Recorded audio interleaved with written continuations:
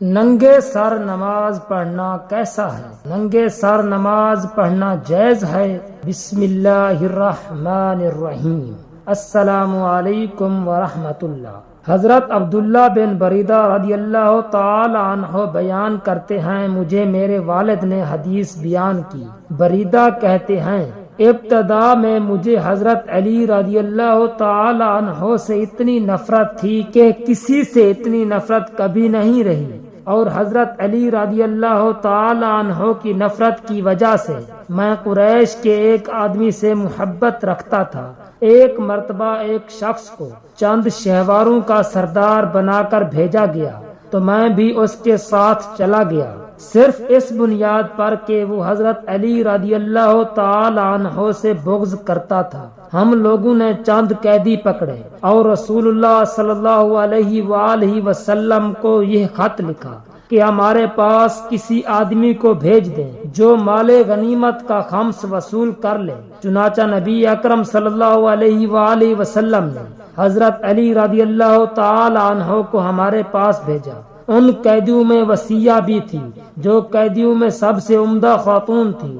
حضرت علی رضی اللہ تعالی عنہ نے خمس وصول کیا اور اسے تقسیم کر دیا۔ پھر وہ باہر آئے تو ان کا سر ڈھکا ہوا تھا۔ ہم نے اس سے پوچھا، اے ابو الحسن، یہ کیا ہے؟ انہوں نے کہا، تم نے وہ وصیہ دیکھی تھی جو قیدیوں میں شامل تھی؟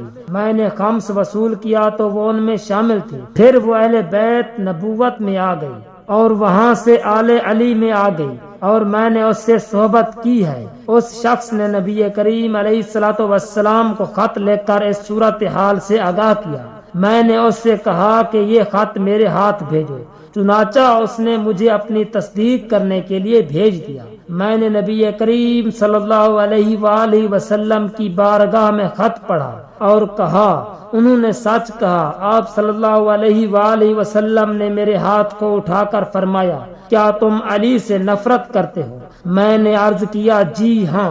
نبی کریم علیہ الصلوۃ والسلام نے فرمایا، تم اس سے نفرت نہ کرو، بلکہ اگر محبت کرتے ہو تو اس میں مزید اضافہ کر دو، کیونکہ اس ذات کی قسم جس کے دستے قدرت میں محمد صلی اللہ علیہ وآلہ وسلم کی جان ہے، جس میں آل علی کا حصہ وصیہ سے بھی زیادہ ہے۔ چنانچہ اس فرمان کے بعد میری نظروں میں حضرت علی رضی اللہ تعالی عنہ سے زیادہ کوئی شخص محبوب نہ رہا۔ سیدنا ابو ہریرہ رضی اللہ تعالی عنہ سے روایت ہے کہ رسول اللہ صلی اللہ علیہ وآلہ وسلم نے فرمایا، تم میں سے کوئی شخص ایسے ایک کپڑے میں نماز نہ پڑھے کہ اس کے کندھے پر کپڑا کا کوئی حصہ نہ ہو۔ برہنہ سر نماز پڑھنا آداب اور سنت کے منافی ہے۔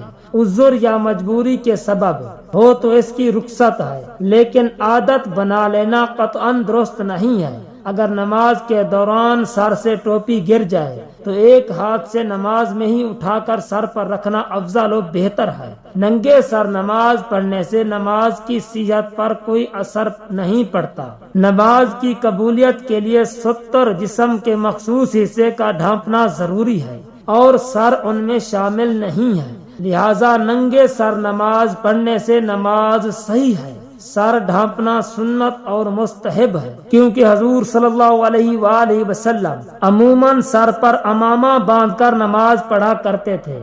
یہ نماز کی زینت اور احترام کے لیے مستحب سمجھا جاتا ہے۔ کچھ ثقافتوں اور روایات میں ننگے سر نماز پڑھنے کو غیر معمولی سمجھا جا سکتا ہے۔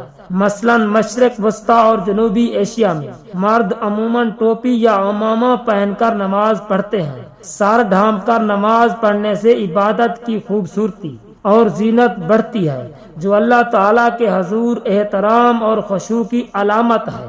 بعض علماء کے نزدیک سر ڈھانپ کر نماز پڑھنے سے نماز میں خشوع اور خضوع پیدا ہوتا ہے، جو عبادت کی روحانی کیفیت کو بڑھاتا ہے۔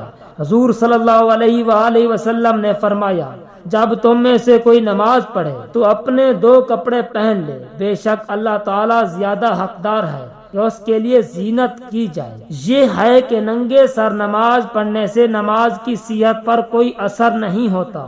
سستی سے ننگے سر نماز پڑھنا یعنی ٹوپی پہننا بوجھ معلوم ہوتا ہو یا گرمی معلوم ہوتی ہو، مکروہ تہذیب یعنی ناپسندیدہ ہے۔ اور اگر تحقیر نماز مقصود ہے، مثلا نماز کوئی ایسی محتمم بالشان یعنی اہم چیز نہیں جس کے لیے ٹوپی امامہ پہنا جائے، تو یہ کفر ہے۔ اور خشوع و خضوع یعنی نماز میں دل لگنے کے لیے سر برہنہ یعنی ننگے سر نماز پڑھی جائے تو مستحب ہے۔ حضور اکرم صلی اللہ علیہ وآلہ وسلم نے فرمایا، اللہ تعالیٰ تجھے ہدایت پر قائم رکھے، آمین ثم آمین۔ اللہ تعالی ہمیں حضور اکرم صلی اللہ علیہ وآلہ وسلم کی سنت پر عمل پیرا ہونے کی توفیق عطا فرمائے، اور ہمیں اسلامی تعلیمات کو سیکھنے اور سکھانے کی توفیق عطا فرمائے۔